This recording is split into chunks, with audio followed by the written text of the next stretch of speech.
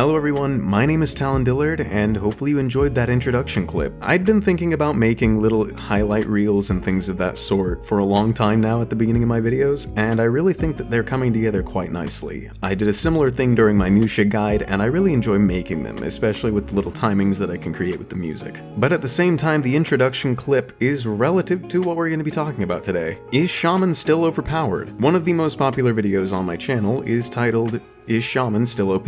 And, you know, it got a lot more negativity than I really expected in the first place. It had been months and months since Shaman had received nerf after nerf after nerf, and she was, all in all, in my eyes, a balanced character. However, according to the comments section, there were quite a few people that wanted to state otherwise. Now this is coming from someone whose character was at the bottom of the tier list for a very long time. Valkyrie was my main originally, and I played her for just about a year and a half before I ended up switching over to Shaman as a secondary main. I fell in love with Shaman very quickly. After I started practicing with her and learning new mix-ups and creating my own kind of game with her, I really enjoyed using her. Not because of the broken aspect of her, not because of her bite, not because of her insanely high damage off of it, or because she heals in duels like everybody claims is such a problem. I just enjoyed the way that she moves and feels, and I think that she's a beautifully designed character. The amount of options that you have out of soft feints in the middle of your combos. As many of you already know from my live streams that you've seen, I have a technique called Sway that's completely unique to Shaman due to the fact that she has directional input soft feints such as Aramusha, but she can access them so much easier. She's this beautifully lethal creature, and I fell in love with that from the very beginning of playing her. Initially, when I made content with Shaman, a lot of people really disliked it. And it was understandable, as during the first time that I played Shaman, up until about maybe like a month after, she hadn't received any nerfs. This was during Season 4, and Shaman was just released, so she naturally had a lot more tracking than necessary, and she naturally had a lot of things that bumped her up way beyond the normal cast.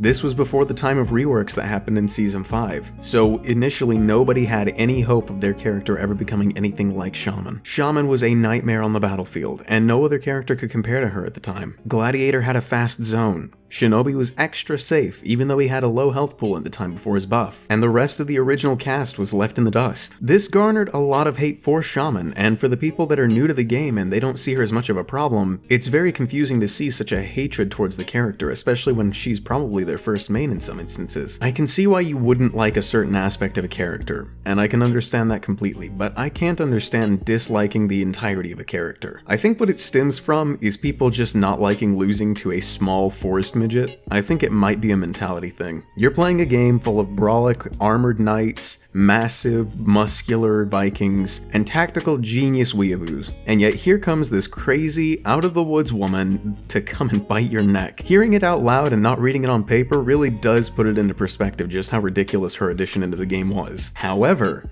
I don't think that it was a negative thing. Moreover, I think Shaman is one of the most balanced characters in For Honor. My reasoning why should be simple enough. She has options. Every fighting game has mix-ups. Every fighting game has abilities that every character garners, from a high-low mid mix-up to a mid-mid-high or anything along those lines. People complain about the Hell Sweep from Jin in Tekken, and understandably, it's a very strong move. I mean, it can be spammed, orbital kicks can be spammed, low sweeps, such as the one that I use on Lily with her down back 4, they can all be spammed, but really, are they impossible to defend against? No, they're necessary, they're part of the kit. The developer team always has a plan for their characters. Whether that plan comes to fruition at first or not is entirely up to the amount of time that they put into the character. Shaman was released very early on in development, I feel. Her mechanics were broken, her tracking was kind of ridiculous, and her abilities in team fights were absolutely obnoxious good. She was yucky good. And whereas I enjoyed playing her, sometimes I did feel bad for the people around me for losing to it, especially if they were playing somebody like Pre-Buff Conqueror or Lawbringer or anything along those lines. Season 5 rolls around, and Kensei comes to life. The reworked Kensei was incredible. Even from the get-go, he was a very strong character, but not in any sense overpowered. I would say that there are some aspects of his kit that I dislike, just like there are some aspects of Shaman's kit that I dislike. The fact that he gets hyper armor on a follow-up light after a dashing attack, or the fact that he gets hyper armor on lights and heavies from an unblockable soft feint. His options are not only various, but they're various and safe. Most of the time, the choices that a Kensei make dictate what you do and not the other way around, unless you're playing Shaman. Shaman holsters the same amount of pressure that Kensei does. Her soft feints make her extremely lethal from a neutral game even. But from a neutral game, she can work her way up and build momentum using things like Sway, soft feinting into a bleeding light,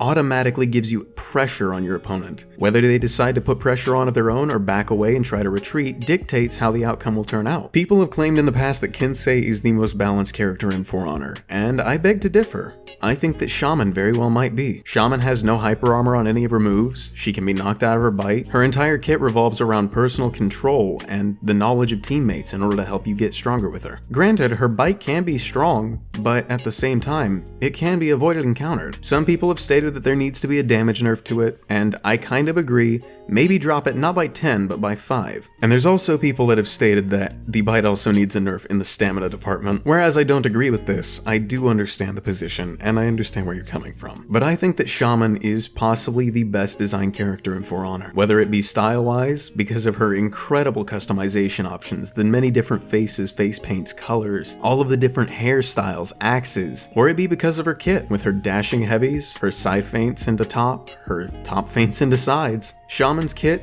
and her look are beautiful, and I commend Ubisoft for doing such an amazing job with her. I really do thank the team from the bottom of my heart, because that character gave me a lot of pleasure in playing. And this opens up the part of the video where you guys can discuss in the comments. So thank you guys for watching. Let me know what you did think about the video in the comments, and let me know your own opinions on Shaman, whether you hate her or love her. Make sure to leave a like on the video if you enjoyed it, and subscribe to the channel if you want more content like this. I'm always open to discussions, and I'm always open to make new kinds of content for you guys if you'd like to see it. My name is Talon, and as always, stay sharp.